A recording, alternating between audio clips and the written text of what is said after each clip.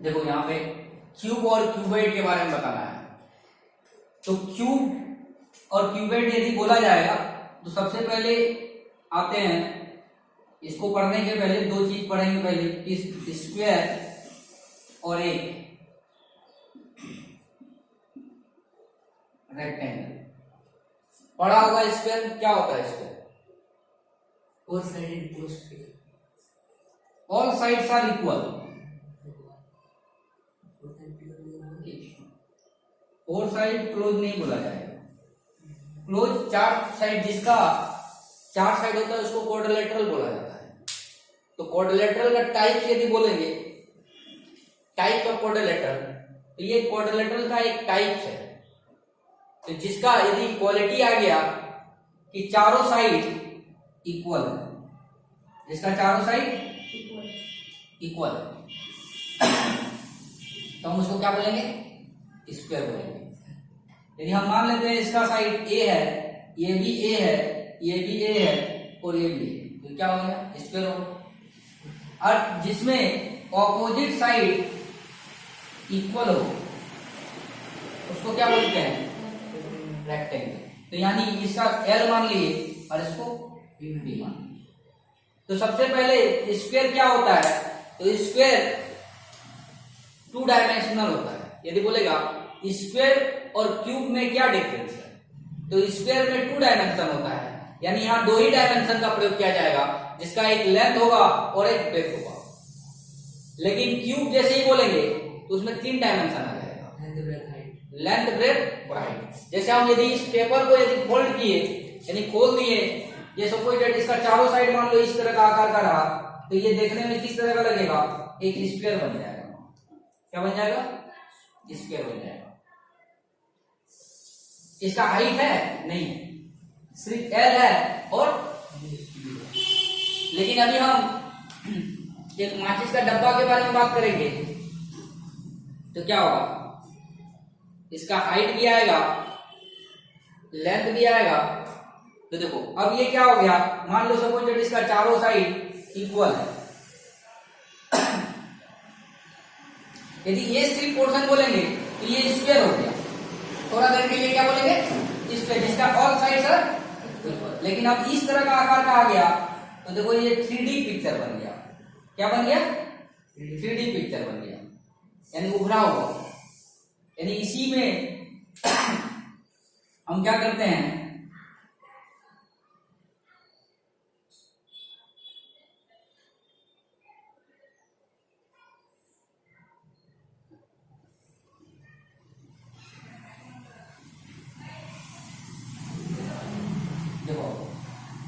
ये स्क्वायर इसका एक सरफेस था और ये अब क्या बन गया? क्यूब बन गया। क्या बन गया? क्यूब। ये तीन डायमेंशनल हो गया। इसका एल, बी और एफ होगा। इसी तरह यदि हम इसको थ्री डायमेंशनल बना दे,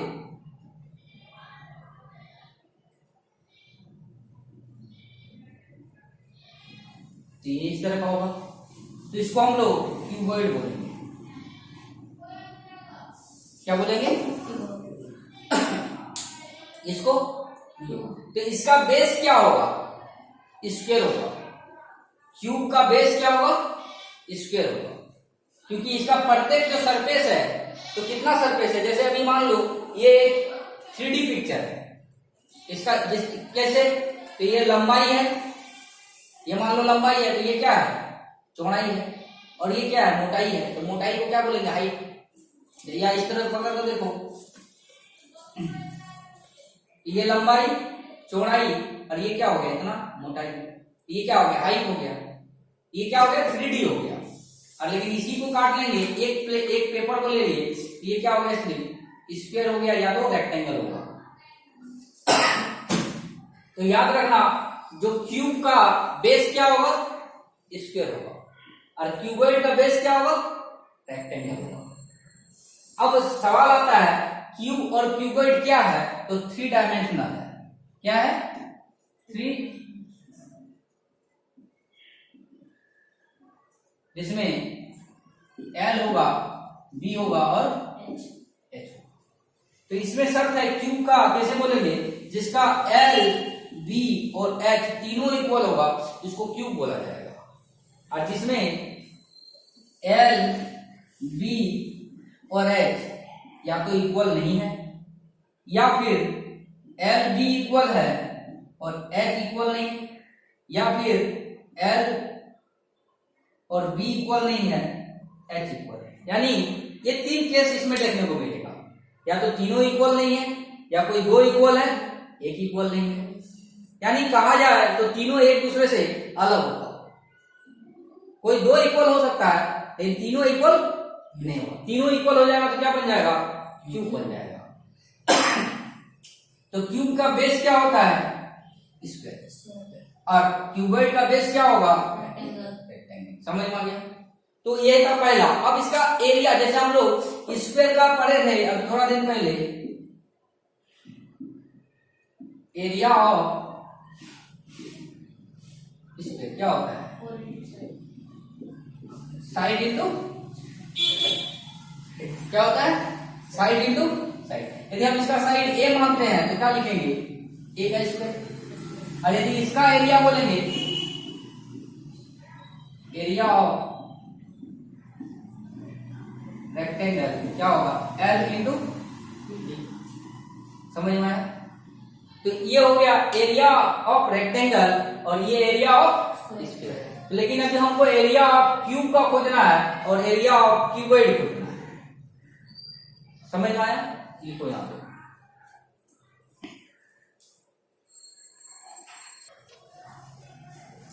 देखो रेक्टेंगल में क्या था, एक ही फेस था। रेक्टेंगल में क्या था, एक ही फेस था, सामने सामने ही दिख रहा था। यानी ये रेक्टेंगल ये स्क्वायर बना दिए तो ये एक ही फेस हुआ। कितना फेस हुआ इसका, एक फेस। लेकिन क्यूब में 6 फेस है।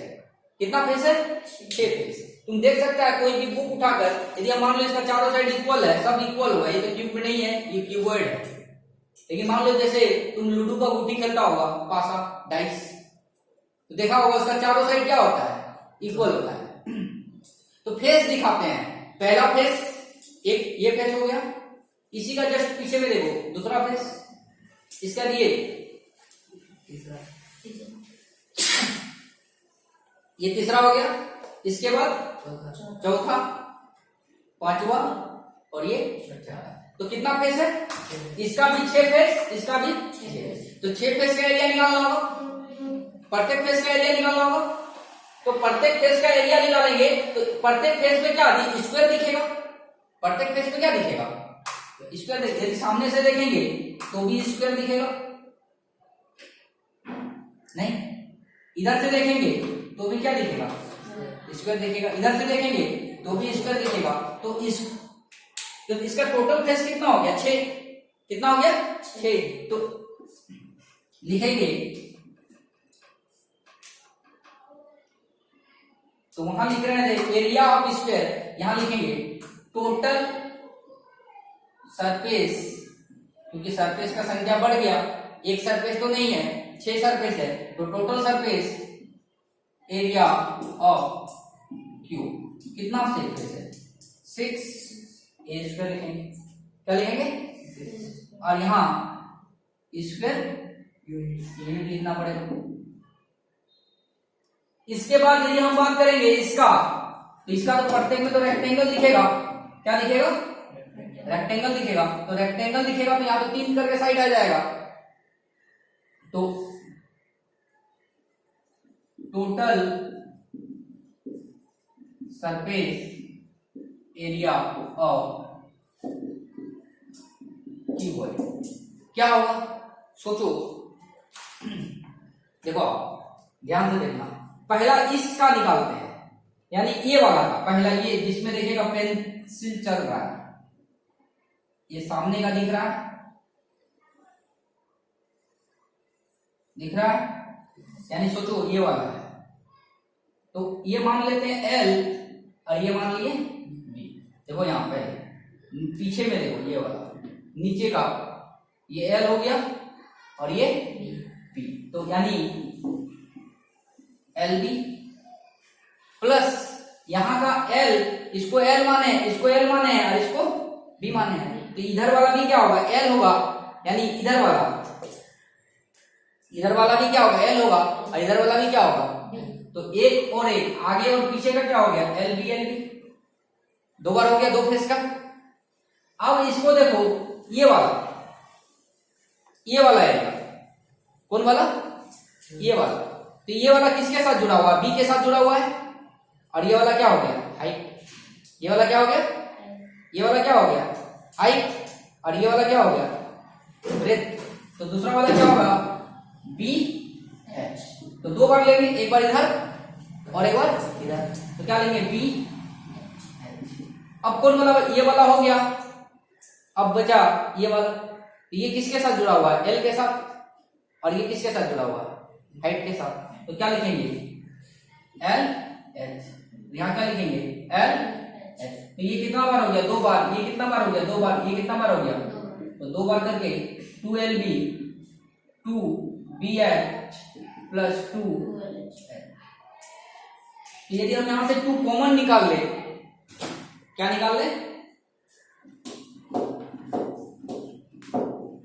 2 यदि हम कॉमन निकाल ले तो क्या बनेंगे, LB plus BH plus HL या LH, बात एक ही है। तो ये हो गया क्यूबॉइड का, और ये हो गया क्यूब का, समझ में आया, चलो।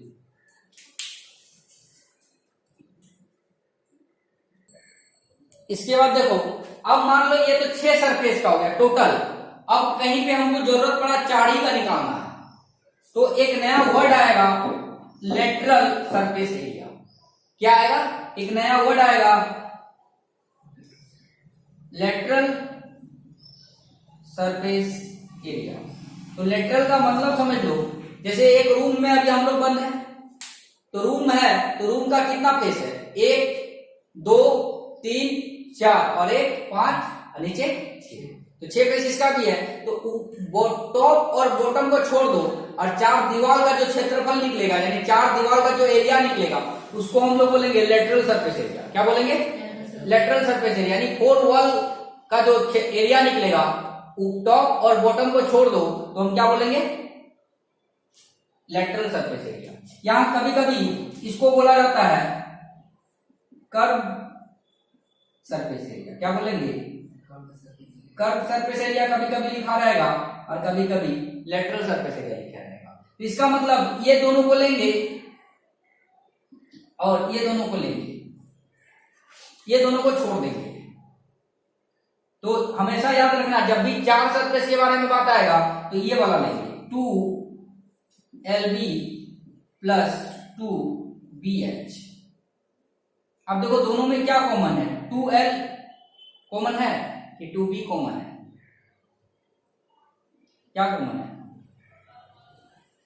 2B 2B। यदि हम 2B कॉमन कर देते हैं तो क्या बचेगा, L प्लस H।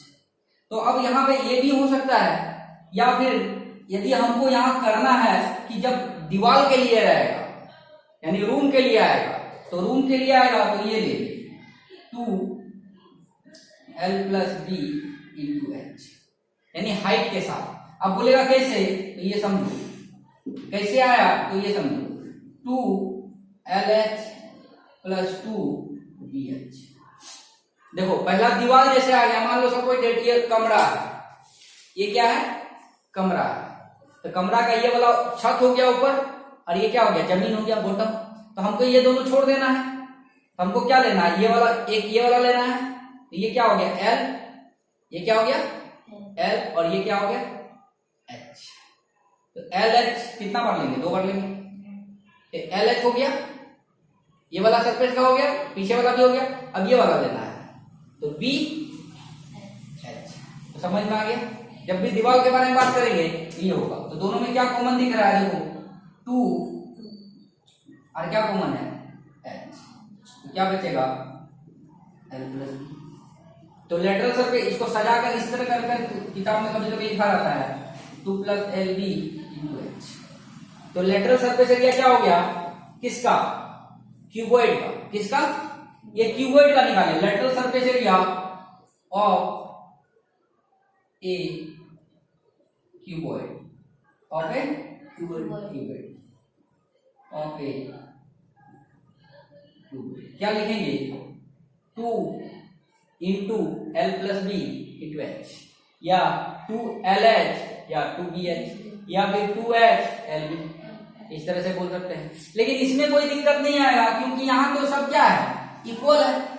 तो लेटरल का मतलब क्या बताएं? 4। लेटरल का मतलब क्या बताएं? Lateral surface area of Q क्या होगा? 4A²। इसलिए यहाँ दिक्कत नहीं है। यदि 5 लेना रहेगा तो 5 भी लेंगे, लेकिन यहाँ क्या होगा थोड़ा सा समझना पड़ेगा। LB लेंगे या BH लेंगे, समझ में आया?